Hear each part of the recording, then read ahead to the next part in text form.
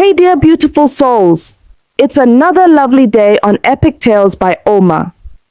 Thank you for always watching, liking and supporting. Please share this video with your family and friends. If you haven't subscribed yet, now is the perfect time. Grab a seat, relax, and let's get into today's amazing African tale.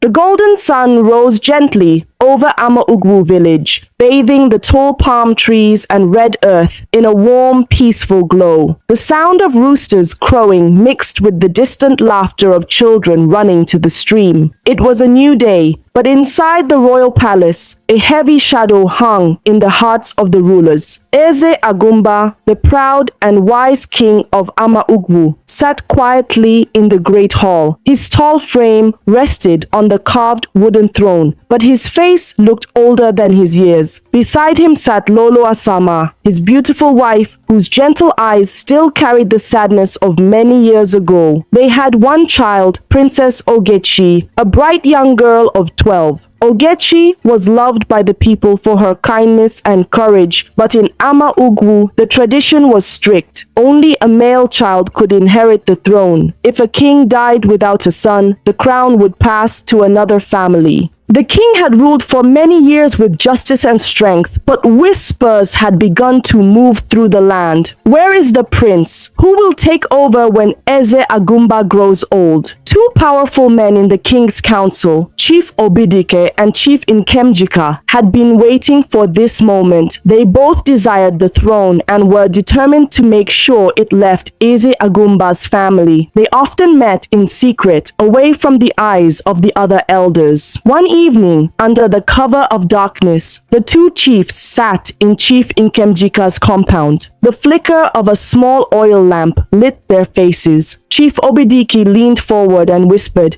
"Nkemjika, our chance is here. The king has no son. If we make sure he never gets one, the crown will be ours to decide." Chief Nkemjika smirked. "I have already spoken to someone who can help us.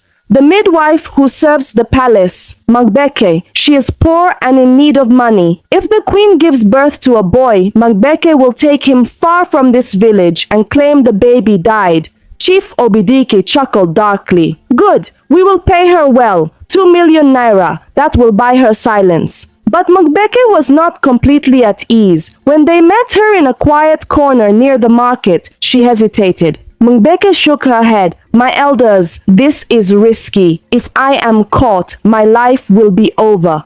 Chief Nkemjika waved his hand. "You will not be caught. Do your work well, and when I become king, you will enjoy more than this money." 10 years earlier, the palace had been full of joy and excitement. Lolo Asama was in labor with her second child. The royal drummers beat their talking drums outside, and the women sang songs of blessing. Everyone prayed for a son who would carry on Eze Agumba's lineage. Inside the queen's chamber, Magbeke worked quickly. Soon, the sound of a newborn's cry filled the room. It was a healthy baby boy, but Magbeke did not place the child in his mother's arms. Instead, she wrapped him tightly, slipped out through the back door, and disappeared into the darkness. By the time she returned, her face was pale and her hands trembled. Magbeke bowed low and said, "My queen, my king, the child, he could not survive. We buried him behind the house." A cry of pure pain escaped from Lolo Asama's lips. She clung to her husband and wept uncontrollably. Lolo Asama sobbed, "Male child, I have prayed for you for years. God, why? Who has done this to me?" Eze Agumba held her close. "My queen, let us leave this to God. He knows the reason for everything." The palace fell into mourning. The drumming stopped. The people returned to their homes in silence. That same night, far away in the forest of the neighboring Umuahia village, Magbeke placed the baby boy on the ground beneath a tree. She thought no one would ever find him, but fate had other plans. A hunter named Okafor was returning home from a long day in the forest. His bag was heavy with bushmeat, and he was eager to see his wife, Neoma. As he walked, he heard a faint cry. At first, he thought it was a wounded animal, but the sound was different, soft, desperate, human.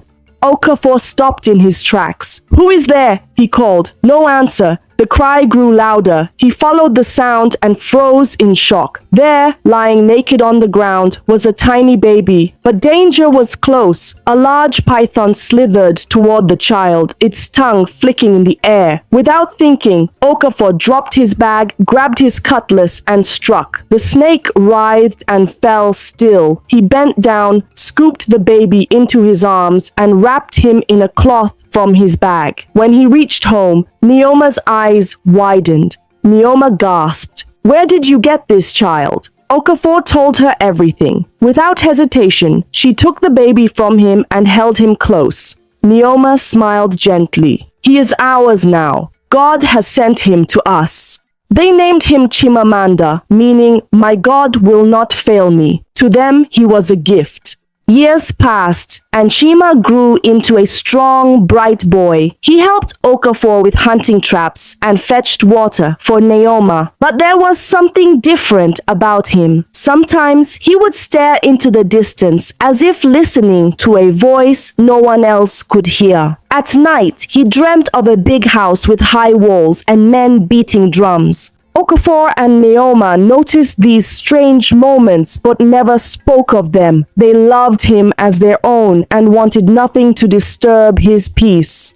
That night, Eze Agumba sat with Lolo Asama in their private chamber. Eze Agumba sighed. "My queen, we are not getting younger. I think we should adopt a male child to carry on my place." Lolo Asama nodded slowly. "It is a good idea, my king. But we must tell the elders before making any step." The next day, the king called the council together. When he announced his plan to adopt, Chief Nkemjika's voice rang out. Chief Nkemjika sneered. "With all due respect, my king, you cannot bring an unknown stranger to rule our precious land." Chief Chukwuma spoke firmly. "Let us ask the gods. The chief priest will know the right path." Eze Agumba nodded. "Bring me Eze Muo." The guards left quickly. The council waited in tense silence, not knowing that the arrival of the chief priest would bring the first crack in a secret buried for 12 years. The red sun climbed higher over Ama Ugwu, and the palace courtyard filled with quiet footsteps. Chiefs, elders, guards, and servants stood in neat lines. Everyone waited for the return of the messengers who had gone to bring the chief priest, Eze Muo. A light wind moved through the tall kola trees, carrying the smell of palm oil and new yam from nearby kitchens. Yet the palace did not feel like a place of food and laughter. It felt like a house holding its breath. Inside the great hall, Eze Agumba sat tall on his carved throne. Lolo Asama stood by the open window, her hands folded gently. Princess Ogechi kept close to her mother, eyes bright, mind strong. Around them sat the council, Chief Obidike, Chief Nkemjika, Chief Chukwuma, and other gray-haired elders who looked at the floor and spoke with their eyes alone. Chief Nkemjika shifted in his seat and whispered to Obidike, "Why is it taking so long? Those boys left early." Obidike forced a smile. "Be calm. When Eze Muo comes, he will only repeat what we know. There is no prince. The crown must move." Chief Chukwuma heard the whisper, but said nothing. He simply watched the door and prayed in his heart. Let truth find its way home. On the narrow path outside the village, two palace guards hurried along, dust rising behind their running feet. They carried a goat and a small calabash as gifts for the shrine. Their breath came fast, but they did not slow down. Soon the trees opened, and the sacred grove lay before them. Quiet, old, and deep. Tall Iroko trees stood like giants around a small hut made of clay and raffia. A low drum sound flowed from inside the hut, slow and steady like a heartbeat. The guards bowed and called out together, "Great One, we come from Eze Agumba. The council asks for guidance." The drum stopped. For a moment, the grove fell silent. Then the curtain lifted and Eze Muo stepped into the light. He wore a white wrapper and red beads on his wrists and ankles. White chalk sat on his forehead in 3 careful lines. His eyes were calm, yet they seemed to look past the guards and see far things. Things behind the hills, things beneath the ground, things hidden inside strong hearts. Rise, he said softly. The gods have already spoken in the wind of this morning. I will follow you. As he took a step, a strange thing happened. A group of palm nuts resting by the doorway rolled forward and formed a neat circle without a hand touching them. The guards looked at each other with wide eyes. Ezemo watched the circle and nodded as if it were a greeting from an old friend. The road is open, he said. When Ezemo entered the palace, everyone stood. The soft bells on his ankles chimed as he walked, and the sound filled the hall with quiet power. He bowed to Eze Agumba and Lolo Asama, then lifted his staff and touched the ground 3 times. My king, my queen, he began. I come because you asked. I speak because the land must breathe. I listen because the truth knocks. He turned slowly, looking at each elder. His eyes rested on Princess Ogechi. Child of time, he said gently. Your mouth carried bold words yesterday. Bold words have a place in the house of wisdom. A small smile touched Ogechi's face. Lolo Asama squeezed her hand. Chief Nkemjika frowned, but he kept quiet because the chief priest had spoken. Eze Agumba rose. Great one, our house needs peace. The council says only a son can keep the crown in my family. Years ago, my wife gave birth to a boy, and we were told the child died. Since then, we have seen only sorrow. Now I wish to adopt a son to stand for me. The elders ask for the voice of the shrine. The chief priest closed his eyes and breathed deeply. The gods will not play with a mother's tears, he said. But the gods also do not eat lies. Before we speak of adoption, we must first wash the land with truth. Chief Obidiki shifted again. What truth? He asked lightly. Ezemuo lifted his staff. I will tell you a short riddle. A river leaves the palace and drinks from a hunter's pot. It grows there, away from drums, yet it beats to the drum of the palace at night. When the river returns, the land will laugh again. Whispers spread through the hall. Ogechi's heart jumped. Lolo Asama touched the beads on her neck. Chief Chukwuma looked up as if a window had opened in the roof. Chief Nkemjika forced a laugh.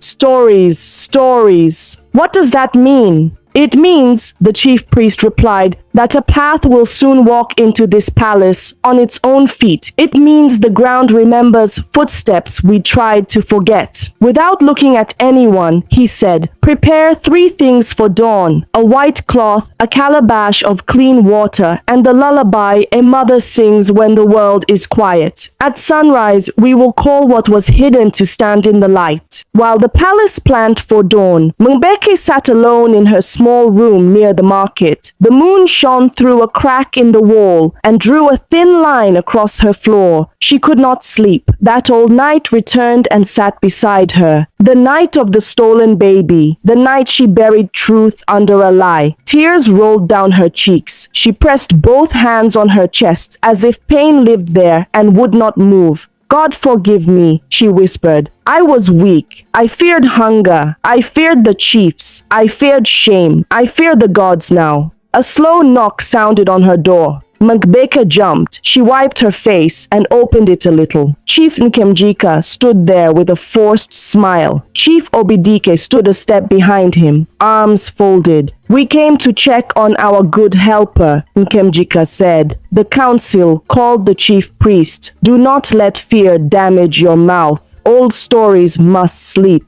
Obidike leaned in, voice as soft as rope on a wrist. You remember the gift we gave you. Do not try to return it with foolishness. Mbeke trembled. Go, she whispered. It is late. Nkemjika nodded. Sleep then. Tomorrow will pass like smoke if everyone keeps their head. They walked away, sandals whispering on dust. Mbeke closed the door and slid to the floor. She hugged her knees. Tomorrow will not pass like smoke, she said to herself. Not anymore. Far away in the small compound where Okafor and Neoma lived, the evening fire burned low. Chimamanda, the boy they had named and loved, sat by the doorway, peeling roasted corn. He felt a buzzing in his chest. It was like the beat of a drum carried by wind from a place he had never seen, yet somehow knew. Neoma noticed his faraway look. Chima, my son, are you well? He blinked and smiled. Mama, I am fine. I only hear drums. Drums? Okafor asked. From where? There is no festival tonight. Chima listened again. I do not know, Papa. The sound is inside, not outside. It is soft, but it is strong. Okafor and Neoma exchanged a look. They had seen these moments before. The quiet trances, the sudden songs, the strange dreams. Neoma touched his head gently. Eat, my child. A neighbor hurried into the compound. Okafor, he called. Have you heard? The king of Ama-Ugwu called the chief priest. Something big will happen at sunrise. Okafor's eyes narrowed with worry and wonder. Why? They say the king wants to adopt an heir, and the elders want the gods to speak. In the morning, people will gather. After the neighbor left, Okafor sat by the fire for a long time. He did not know why, but his heart felt like a door about to open. He remembered the night he found the baby in the forest, the python, the cry, the tiny fingers gripping his thumb. He looked at Chima, who now hummed without knowing. The tune sounded like a lullaby carried on a road of years. In the queen's chamber, Lolo Asama sat on her bed and stared at a small cloth she had kept for 12 long years. It was a tiny piece of wrapper with a faded star pattern. She had sewn it by hand for the child she lost. She traced the star with her finger and felt tears fill her eyes. Eze Agumba entered and sat beside her. "My love," he said softly, "are you afraid?" She nodded. "Yes, I am afraid to hope. Hope hurts when it breaks." He took her hand. "The gods are not blind. The land is not deaf. If there is a path back to our joy, we will find it." Princess Ogechi knocked and peeped in. "Mama, Papa, may I sit with you?" "Come, my daughter," the queen whispered. Ogechi rested her head on her mother's shoulder. "Mama, teach me your lullaby. The chief priest asked for it." Lolo Asama smiled sadly. "I will sing it now, so my heart will not forget." She began to hum a gentle tune, soft as morning mist. Her voice shook at first, then grew steady. The song spoke of safety, warm arms, and a light that stays even in the dark. The melody drifted out through the window, down the corridor, across the courtyard, and into the sleeping gardens. Two guards paused and listened. A maid wiped her eyes with the edge of her cloth. Even the night insects seemed to lower their buzz and bow to the sound. That same night, Chima lay on a raffia mat in Umuahia and slept. In his dream, he saw a hall with tall pillars, a man crowned with coral beads, and a woman with kind eyes holding a small star cloth. He walked toward them, and the woman sang. The tune was the very song Lolo Asama had just sung in the palace. Chima reached out his hand in the dream. The queen in the dream reached out hers. Their fingers touched, and he woke with a gasp. The room was dark. The drum in his chest beat louder. He sat up and whispered, without knowing why. "Morning." Okafor turned on his side. "Are you all right, son?" Chima swallowed and nodded. "Yes, Papa. I think tomorrow is calling me." The first cock crowed. The stars began to fade. At the palace, servants spread a clean white cloth in the great hall. A calabash of fresh water sat in the center. Mothers from the royal quarters stood nearby, ready to sing the queen's lullaby if their queen's voice failed. The council gathered again. Chief Chukwuma breathed a quiet prayer. Chief Obidike and Chief Nkamjika took their seats and tried to look calm, though their eyes moved too quickly and their hands could not rest. Ezemoor entered without noise. He touched his staff to the ground 3 times and sat before the calabash. "When light touches this water," he said, "truth will stand beside it." He turned to Lolo Asama. "Lolo, when I lift my hand, begin your lullaby. Do not fear the sound of your own heart." Eze Agumba stood behind his wife. Princess Ogechi held her mother's hand. The chief priest raised his palm. The queen began to sing.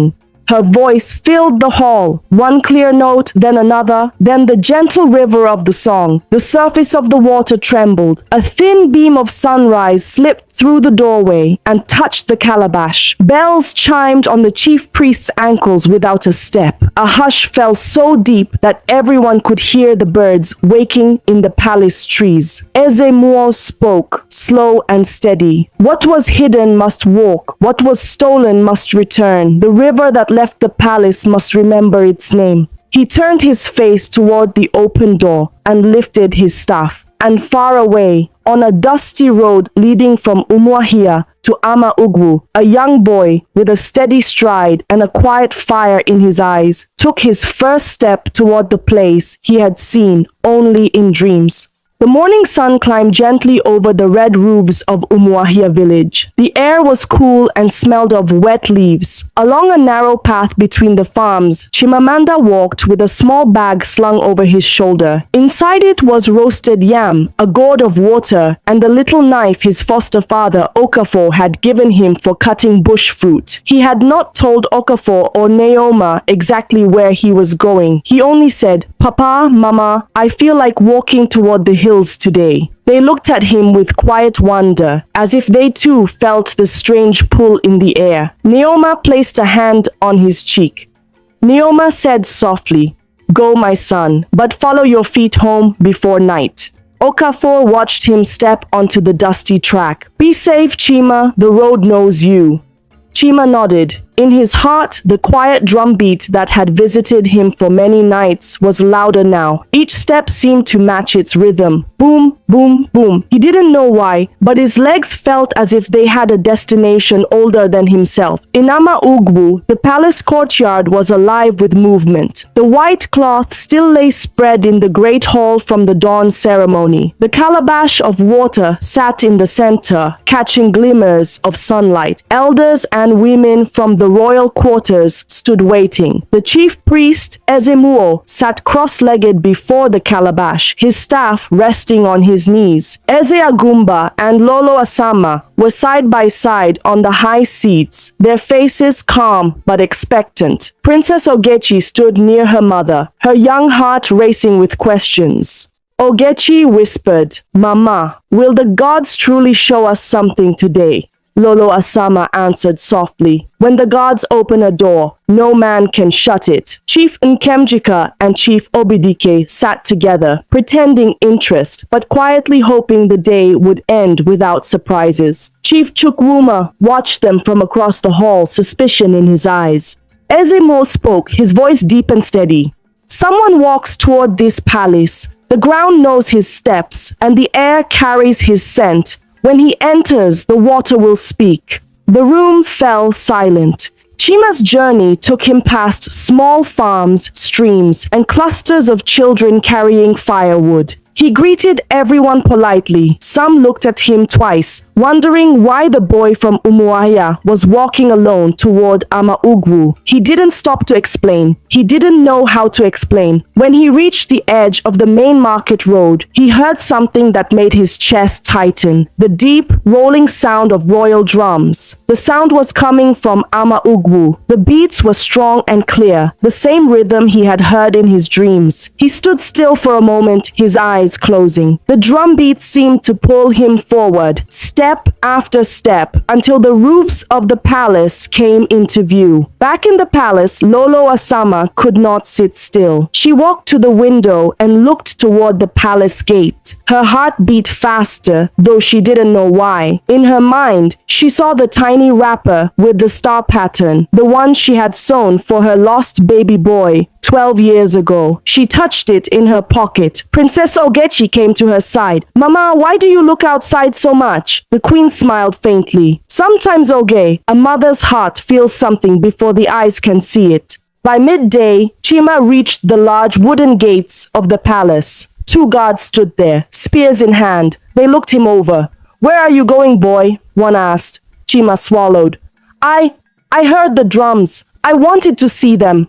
The second guard frowned. "The palace is not a playground." Before they could send him away, ADEMOYE's voice called from inside, strong and commanding. "Let him enter." The guards exchanged glances, then opened the gate.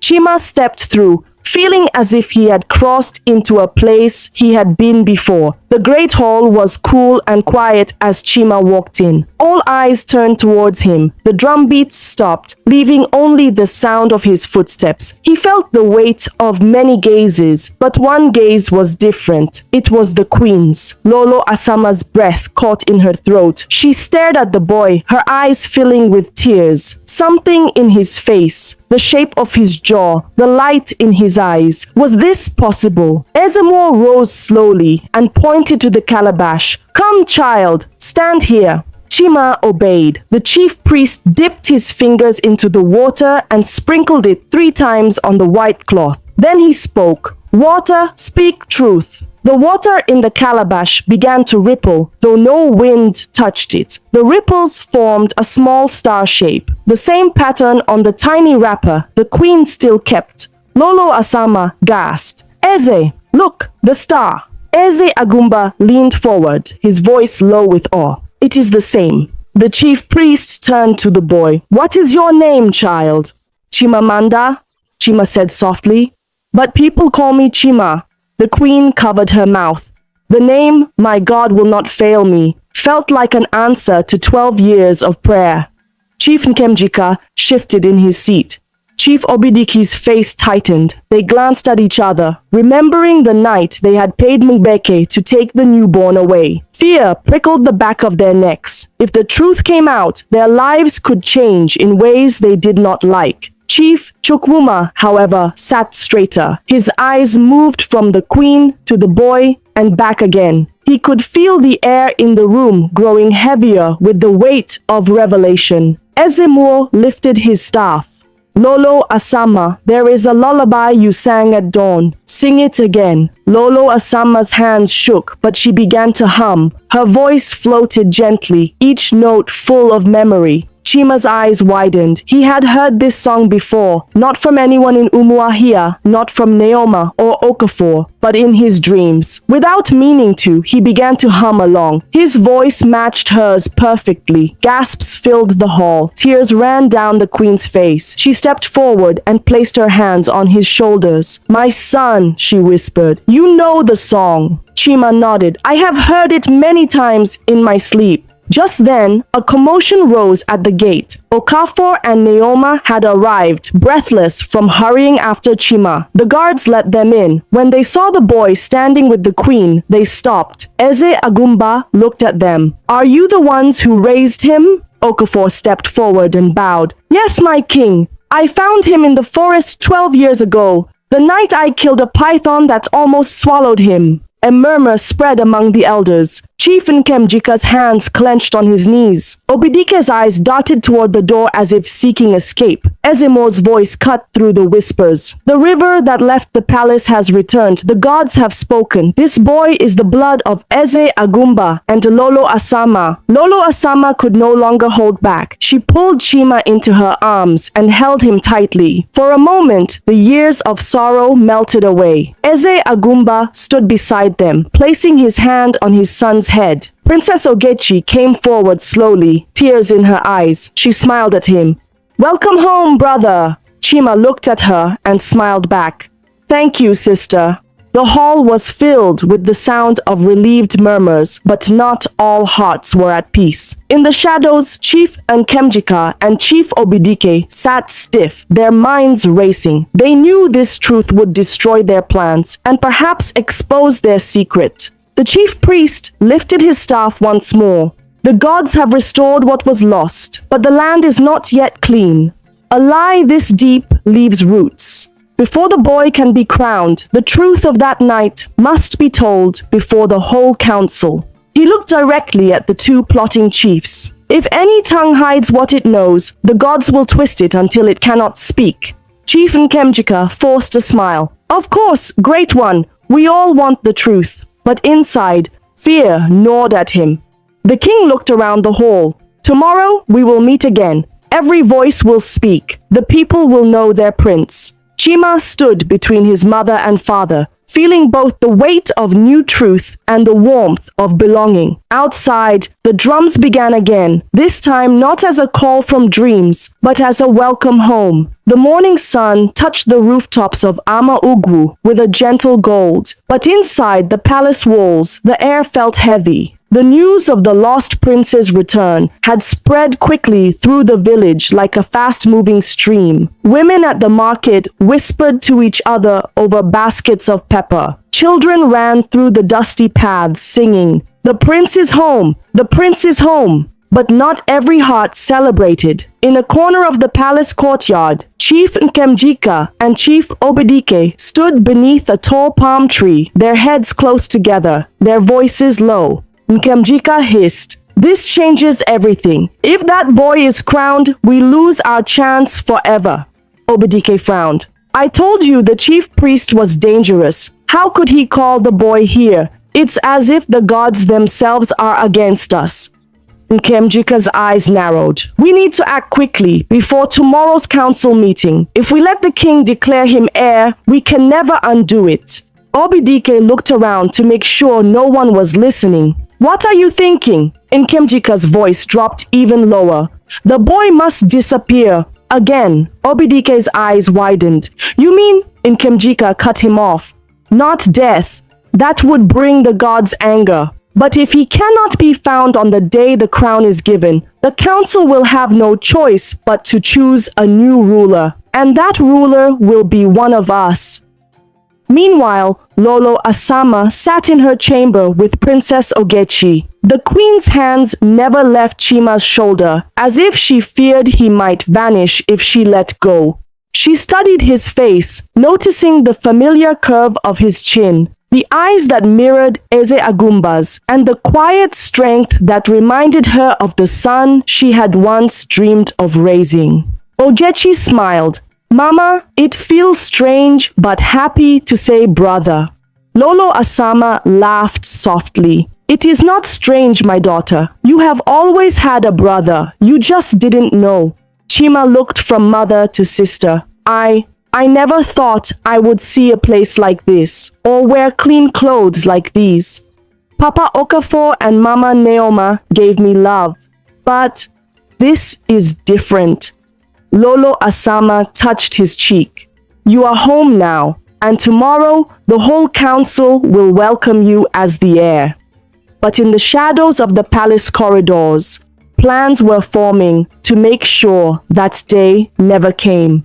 Later that afternoon, Chief Chukwuma found Eze Agumba in the small garden behind the hall. The king was feeding kola nuts to his parrot, but the elder's serious face made him stop. Eze Agumba asked, "What troubles you, Chukwuma?" Chief Chukwuma lowered his voice. "My king, you know I stand for the truth, but I fear the truth we found yesterday is in danger. Not all the elders are happy that the boy is here." Eze Agumba frowned. "Do you mean Nkemjika and Obidike?" Chukwuma nodded. "They will not give up their ambition easily. Watch the boy closely. Do not let him wander alone until he is crowned." Eze Agumba placed a hand on the elder's shoulder. "Thank you. Your words will not be wasted." When night fell, Nkemjika and Obidike met again, this time in Obidike's compound. The moon hid behind clouds, casting the yard into shadow. A single lantern burned between them. Nkemjika said, "We must make it look natural. If we harm him openly, the people will rise against us. But if he wanders out and is taken by strangers, no one can blame us." Obidike smirked. "I know men who work in the markets near the forest. If we tell them the boy carries royal beads, they will be eager to take him far away." Nkemjika nodded. "Good. It must happen tomorrow before the meeting. Once the crown is passed to another family, the gods will not change it." They agreed to meet their hired men at dawn. That same night, Okafor could not sleep. He lay on the mat in the small guest house the palace had given him and Neoma. The sounds of crickets and distant drums filled the night, but something inside him felt wrong. He sat up and whispered to Neoma, "I feel danger, the same kind of silence that comes before a trap closes." Neoma turned toward him, worry in her eyes. "Do you think someone will harm Chima?" Okafor nodded slowly. "I don't know, but I will not leave him alone tomorrow." The first rays of sunlight painted the palace walls in gold. Servants moved through the corridors carrying trays of breakfast. Chima stood by the balcony, looking out at the village waking up. He could see smoke rising from cooking fires, hear the bleating of goats, and smell fresh bread from the palace kitchen. Princess Ogechi joined him. "Brother, are you ready for today?" Chima smiled. "I think so. I have never stood before so many elders." Just then, Okafor entered the balcony. "Stay close to me today, Chima. Do not walk anywhere alone." Chima tilted his head. "Why, Papa?" Okafor's eyes scanned the courtyard below. "Because sometimes the wind carries more than the smell of flowers. It carries whispers too." Near the palace gate, two strange men loitered, pretending to talk about yams for sale. They were the men Obidike had promised and Kemjika he would bring. They kept glancing toward the palace, waiting for the moment their target might step outside, and Kemjika passed by them, pretending to greet villagers. Under his breath, he muttered, "Be ready, the boy will come." Inside, Obidike walked toward Chima with a smile too wide to be real. "Prince," he said, "the king is calling you to see something special near the river. Follow me." Okafor stepped forward immediately. "He will not go without me." Obidike's smile twitched. "Of course, the more the merrier." They walked through the village toward the river. The hired men began to move ahead, pretending to be strangers. Chima walked between Okafor and Obidike, his eyes wide at the bustling market they passed. Women called out prices for palm oil and dried fish. Children laughed as they chased a goat, and the smell of roasted plantain filled the air. At the edge of the market, one of the hired men accidentally dropped a bundle of clothes. As he bent to pick them up, he whispered to his partner, "Get ready." But before they could act, Okafor's sharp hunter's eyes caught the quick glance they exchanged. He stopped walking and placed a hand firmly on Chima's shoulder. Okafor said loudly, "We will turn back now. The king can show him later." Obidike frowned. "Why? We are already here." Okafor met his eyes. "Because I know a trap when I see one. And the bush is not the only place traps are set." Obidike's jaw tightened, but he could not argue without drawing attention. When they returned, Eze Agumba was speaking with Eze Muo in the courtyard. The chief priest's gaze fell immediately on Chima. Eze Muo asked, "Where did you go?" Okafor answered, "Toward the river, but we turned back. My spirit told me danger was waiting." The chief priest nodded slowly. "You have the eyes of a hunter and the ears of the gods. Keep them open." Lolo Asama hurried to Chima and embraced him. "Stay inside until the meeting begins." In a quiet corner, Nkemjika and Obidike spoke again. Nkemjika snapped, "You failed!" Obidike glared. "The hunter was too sharp. We must try something else." Nkemjika took a deep breath. "Then we will have to risk speaking against the boy openly at the council. If we cannot remove him with our hands, we will try with our tongues." That evening, Eze Agumba called Chima to sit beside him in the throne room. The king placed a hand on his son's shoulder. Eze Agumba said, "Tomorrow is important. You will stand before the elders and the people. They will hear the truth of who you are. Some may not believe, but the gods will stand for you." Chima nodded, his heart pounding. "I am ready, father."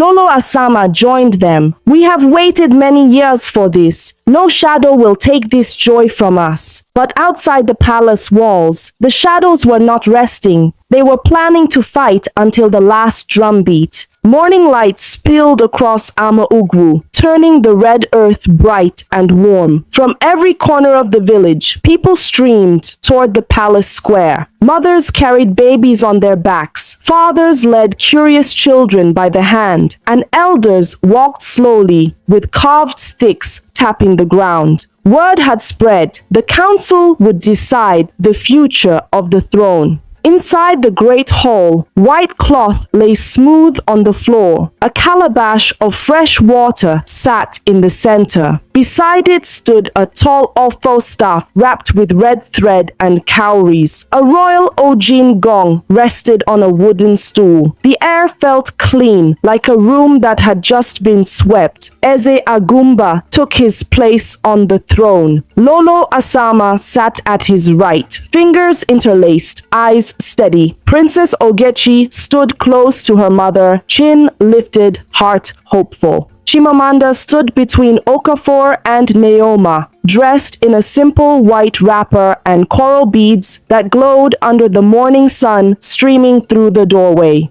Ezemuo, the chief priest, entered with quiet steps. Bells on his ankles chimed like dew dropping from leaves. He touched his staff to the ground 3 times and faced the gathered elders. Chief Chukuma, Chief Nkemjika, Chief Obidike, and the rest of UCHE. Let truth sit on this mat, he said. Let fear stay at the gate. A soft wind slipped across the hall and made the surface of the water shiver. Eze Agumba rose, voice firm and calm. My people, you know our custom. A son must stand for the crown or the mantle moves to another family. Many years ago, my queen bore a boy. We were told the child died. We carried that sorrow. Yesterday, the gods showed us mercy. A boy walked into this palace. The shrine answered, "But I am your king, not your master. We will listen today. We will weigh every word. We will honor the gods and respect this land." He sat. Murmurs of agreement swept the room. Chief Nkemjika rose first with a deep bow, a wide smile that did not reach his eyes. My king, my queen, elders, people of Amaugwu, we love our land. We must protect it. A boy from Umuahia arrived yesterday. He is polite. He looks bright. Yet, can a stranger walk in and claim the throne with songs and stories? We need more than dreams. We need proof beyond feelings. Chief Obidaike joined him. Yes, let us be careful. Okafor, a hunter, says he found this child years ago. Good, noble, but the timing confuses me. Why appear now, on the very day we plan to seek adoption? Is someone playing a trick to hold the crown by force of emotion? Whispers bumped around the hall like small waves. A few elders nodded, others frowned. Okafor stepped forward, shoulders squared. I am a simple man, he said. I walk in the bush. I set traps. I fear God. One night, I heard a cry. I found a baby on the ground with the python sliding toward him. I struck the snake, lifted the child, and carried him home. My wife Neoma and I raised him. We gave him food, clothes, and love. I did not know his bloodline. I did not ask for reward. Yesterday, when the drums called, the boy's feet moved on their own. I followed to keep him safe. Neoma joined him, voice gentle. We did not come here to take riches. We came because the song in his chest would not stop. When he entered, I saw the queen's eyes. I knew a mother had found what was taken from her. The hall grew quiet. Even doubtful faces softened. Ezemo lifted his hand. Lolo Asama, let the room hear your lullaby. Let water listen again. The queen stood, placed a palm on her heart, and began. The same soft notes she sang at dawn floated up, warm and clear. Near the calabash, thin rings formed on the water. A faint star shimmered on the surface, small at first, then bright as sunlight on glass. Chima did not plan to sing, yet the tune rose in him like breath. He joined gently, matching her line for line until 2 voices blended like one. Gasps followed. A woman near the door wiped her face with her wrapper. 2 palace guards looked at each other, stunned. Chief Chokwuma stood. An ordinary child does not know a mother's secret song. The river remembers its spring. Ezemo pointed at the Ojin gong. This gong speaks for kings. Only royal blood opens its mouth. Child, touch it once. Chima walked to the stool. He reached out and tapped the metal edge timidly. The hall held its breath. The gong answered with a strong, round tone that filled every corner like a bell rolled in honey. The sound did not fade quickly. It hung in the air as if reluctant to leave. The priest nodded. The land has ears. Chief Nkemjika forced a laugh. A boy can strike a gong. That proves nothing. The priest's eyes narrowed slightly. Then let the Ofo judge our tongues. He set the Ofo staff upright. Anyone who speaks today will touch this staff first. Whoever lies will feel dryness in the mouth and heaviness in the chest. No one will collapse here, he added softly. But the gods will mark the liar, and by sunset the mark will tell on him. Shivers ran across more than a few backs. Chief Chukwuma stepped forward first. He placed his palm on the Ofo. I stand for truth, he declared. This boy carries the king's face in his bones, the queen's song in his breath, and the god's sign on the water. I support the prince. No tremor touched his voice. He drank from a cup. His throat swallowed easily. Okafor touched the staff next. I rescued the child. I raised him with clean hands. I ask for nothing but safety for him. He drank, no struggle. Neoma followed. I fed him from my kitchen and held him when fevers came. I returned him with joy. She drank, smooth as rain. Lolo Asama laid gentle fingers on the staff, tears bright. I lost a son by a story told at midnight. I stand for daylight. The people murmured blessings. Then Chief Obidika approached, jaw tight. He pressed his palm flat and spoke quickly. I only ask for caution. He reached for the cup. He swallowed, then coughed once, twice. His hand went to his throat. He forced a smile and waved as if nothing happened, though color drained from his cheeks. Chief Nkemjika followed, posture proud. I seek the village's safety. I fear tricks. He lifted the cup. The water touched his tongue. He winced, swallowing with effort. His eyes watered. He placed the cup down too carefully. Whispers rolled again. Ezimuo said nothing. He only watched as if counting raindrops. A servant slipped in and whispered to a guard. The guard hurried to the priest. Great one, he said softly. Mgbeke waits at the gate. She asks for the council's ear. The name hit the hall like a gust. The midwife, the very woman who had attended the queen that night. Chief Nkemjika stiffened. Chief Obidike's fingers dug into his wrapper. Ezimuo nodded. Bring her! Mgbeke walked in slowly, shoulders bent, face pale. She looked older than her years. When she saw the queen, shame broke her gaze. She stopped a few steps from the white cloth. The priest pointed to the Ofo. Touch! Speak! Her hand trembled as it landed on the staff. She stared at the calabash. The little star still floated there like a memory refusing to sink. Her lips parted. No sound came. Chief Nkemjika cut in smoothly. Great one, must we listen to a woman whose memory has holes? This case needs strong heads, not shaky voices. Chief Chukwuma snapped. Let her talk. Mgbeke tried again. A whisper fell out. My hands were not clean that night. She shut her eyes. I gave a report. That was not true. The hall erupted. Cries, gasps, a child's startled wail. Lolo Asama clutched the edge of her seat. Eze Agumba's fingers tightened around the throne's arm. Ezemuo raised his staff, and quiet returned like a door closing. Finish, he said softly. Mgbeke's throat worked. I will return at sunset and pour every word before the gods, she whispered. Let the land hold me to it. She turned and fled before the chiefs could grab her sleeve. From that moment, the room no longer leaned toward doubt. It leaned toward truth. Faces softened. Eyes moved to Chima with warmth instead of worry. Even those who feared change felt their fear loosen. Princess Ogechi stepped forward, voice clear. My brother did not beg to come here. The gods brought his feet. Our law honors sons. Our hearts also honor justice. Today we are not changing our land. We are returning what was taken. The hall answered with soft claps and nods.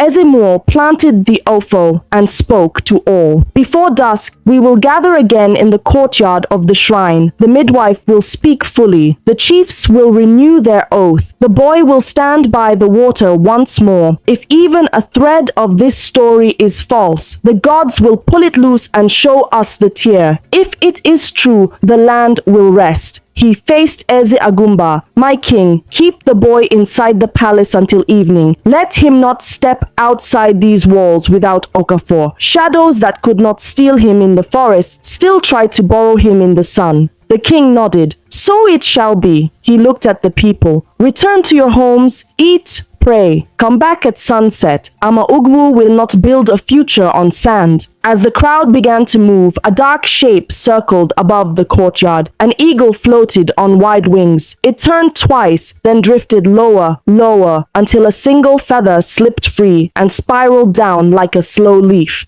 The feather landed on Chima's shoulder and stayed there. The entire hall paused. No one spoke. Even Chief Nkemjika could not force words through his dry throat. Ezemuo smiled for the first time that day. The sky has added its voice. In the quiet that followed, the royal family withdrew to a private room. Lolo Asama held the feather like a fragile jewel. Eze Agumba placed an arm around Chima. Ogechi leaned close, her smile small but bright. Okafor stood near the door, watchful as a tree. Neoma sat on a low stool, hands folded, whispering prayers of thanks. Outside, Chief Nkemjika dragged Chief Obidiki into a shady corner. You must find that woman before sunset, he hissed. If she speaks, we are finished. Obidike wiped sweat from his forehead. She runs like a goat, but I will try. Nkemjika grabbed his wrist. Do more than try. As the sun climbed higher, Ezemuo stopped by the throne room once more. My king, he said, the land is close to peace. Do not let anger spoil the soup. When truth lands, mercy should sit beside it. Yet justice must still carry a staff. Eze Agumba nodded. Justice will not be blind. Mercy will not be weak. The priest's eyes turned toward the window. By sunset, the ground will choose the path.